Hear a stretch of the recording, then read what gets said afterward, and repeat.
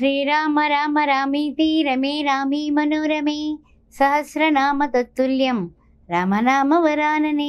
జయ శ్రీరామ్, జయ శ్రీరామ్, జయ శ్రీరామ్. శ్రీరామచంద్ర ప్రభు యొక్క కళ్యాణం ఇంట్లో చేసుకోవచ్చా అని కొంతమంది అడుగుతూ ఉన్నారు. దానికి మనం చెప్పాల్సినటువంటి విషయం ఏమిటంటే, శ్రీరామచంద్ర ప్రభు యొక్క కళ్యాణం ఎవరైనా సరే విగ్రహాలు ఉన్నవాళ్ళు తప్పనిసరిగా ఇంట్లో చేసుకుంటూ ఉంటారు. అందరినీ పిలిచి రామ కళ్యాణం నిర్విఘ్నంగా చేసుకోవచ్చు. అయితే ఎప్పుడు కూడా అభిజిత్ ముహూర్తంలో భద్రాద్రి రాముడికి ఏ టైంలో అయితే కళ్యాణం అవుతుందో అన్ని ఊళ్ళల్లోని అన్ని గుళ్ళల్లోని కూడా ఆ విధంగానే కళ్యాణం అవుతుంది. ఆ విషయాన్ని గుర్తుపెట్టుకోండి. అయితే ఈ యొక్క శ్రీరామచంద్రుడి యొక్క పుట్టినరోజు ఈరోజు కళ్యాణ రాముడైనటువంటి కళ్యాణాన్ని చూసిన వాళ్ళకి కనుల పండగ అంటూ ఉంటారు. ఏ విధంగా కనుల పండగ అంటే కనుక, ఆ శ్రీరామ నవమి కళ్యాణంలో ఎవరైతే పాల్గొంటారో ఆ దంపతులకి మళ్ళీ సీతారామ కళ్యాణంలో పాల్గొని ఆ సీతాదేవిని శ్రీరామచంద్రునికి ఇచ్చినప్పుడు ఆ జనక మహారాజుల కాళ్ళు కడిగి కన్యాదానం చేసుకునే వాళ్ళకి కన్యాదాన ఫలితం ఉంటుంది సుమా అన్నది శాస్త్రోక్తంగా మనకి చెప్పబడింది. అందువలన మన వాళ్ళందరూ కూడా వివాహానికి ఇంట్లో పిల్లలు ఉంటే తప్పనిసరిగా ఆ యొక్క కన్యలకి శ్రీరామచంద్రుని కళ్యాణమైనటువంటి శ్రీరామనవమి రోజున తప్పనిసరిగా పీటల మీద కూర్చొని వీళ్ళు కళ్యాణం చేస్తూ ఉంటారు. వెంటనే కళ్యాణ ప్రాప్తి వీళ్ళకి వచ్చేసి ఇంట్లో ఆడపిల్లకి పెళ్లి చేస్తారు. అది బాగా గుర్తుపెట్టుకోండి. మగపిల్లలు గలవాళ్ళు అంతే, ఆడపిల్లలు గలవాళ్ళు కూడా అంతే. ప్రతి ఏటా శ్రీరామచంద్రుని కళ్యాణం ఇంట్లో జరుపుకునేటటువంటి వారు ప్రతి ఊర్లోనే కూడా ఉన్నారు సుమా. అందువల్ల రాముడు అంటే ఎవరు అనుకుంటున్నారు మీరు? రాముని యొక్క విషయం ఏంటంటే, పాహి రామా ప్రభో దేహి రామా ప్రభో అని మనము భద్రాద్రి వైదేహి రామప్రభు అని మనం ప్రార్థిస్తే, భద్రాద్రి రామ, వైదేహి రామ, సీతారామ, జానకి రామ, కోదండ రామ, దశరథనందన రామ అని మనం ఏ రకంగా ప్రార్థించినా కూడా శ్రీరామచంద్రుడు పలికేటటువంటి ఆదర్శమైనటువంటి మానవ రూపంలో మనందరికీ కూడా మాధవ తత్వాన్ని పరిచయం చేసినటువంటి అద్భుతమూర్తి రామావతారం. అందువల్ల అద్భుత చర్యలన్నీ కూడా ఆయన చేసి ఉన్నాడు. అందువల్ల మనం ఇంట్లో చేసుకోవచ్చా అంటే ఇంట్లో చేసుకోవచ్చు అని చెప్తున్నాను నేను. మన వాళ్ళ బంధుమిత్రులందరినీ పిలుచుకొని చక్కగా వేద మంత్రాలతో మీరు కళ్యాణం చేపిస్తే మీ ఇంట్లో కళ్యాణం అవ్వడం తథ్యం సుమా.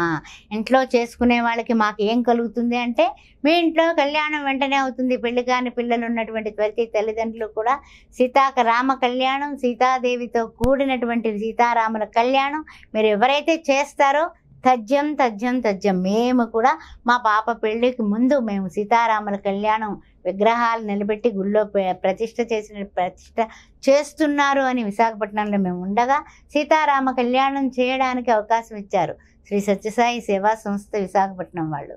అప్పుడు తప్పనిసరిగా పీటల మీద కూర్చొని మేము చేశాము. వెంటనే పెళ్లి కుదరడం జరిగింది. 6 నెలలు తిరగకుండా అమ్మాయి పెళ్లి చేయగలిగాము.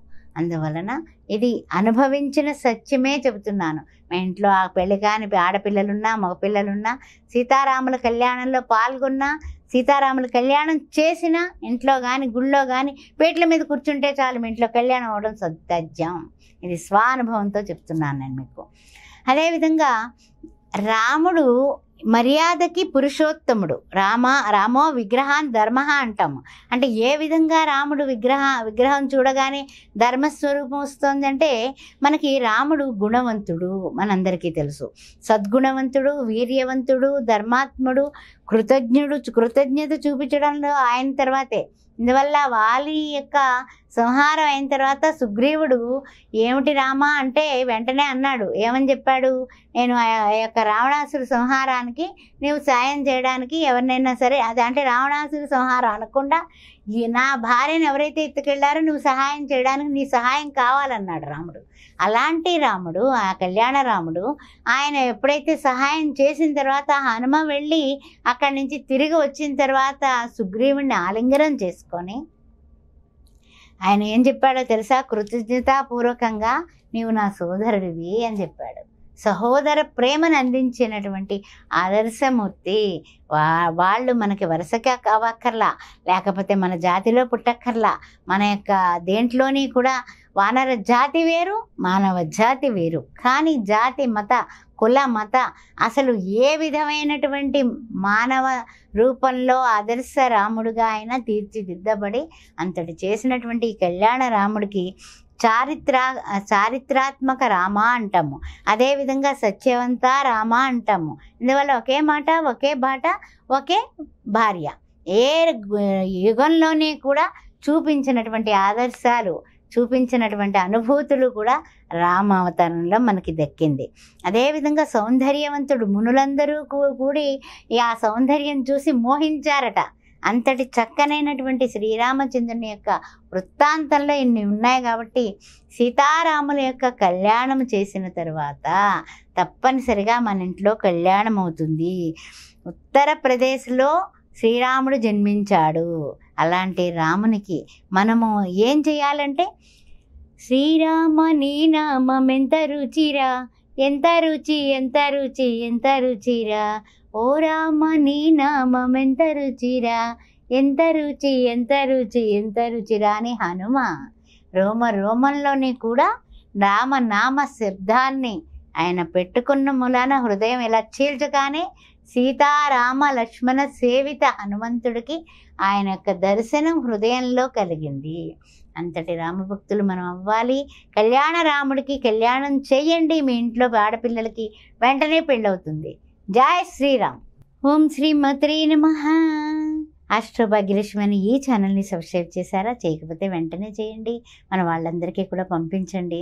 ప్రతిరోజు మీతో ఏదో ఒక వీడియో రూపంలో 2500 వీడియోలు దీనిలో ఉన్నాయి ఆస్ట్రోభాగ్యలక్ష్మి ఛానల్లోని. ఈ విషయాన్ని గ్రహించండి. జాతక విశ్లేషణ కోసం, లేకపోతే కనుక ఏదైనా సరే విశేషమైనటువంటి విషయాల కోసం, ముహూర్తాల కోసం నన్ను సంప్రదించవచ్చు. అంతేకాకుండా సౌభాగ్య మ్యారేజ్ బ్యూరో అనేది గత 16 సంవత్సరాలుగా మేము రన్ చేస్తున్నాము. ఈ విషయాన్ని కూడా గుర్తించండి. ఓం శ్రీ మాత్రే నమః.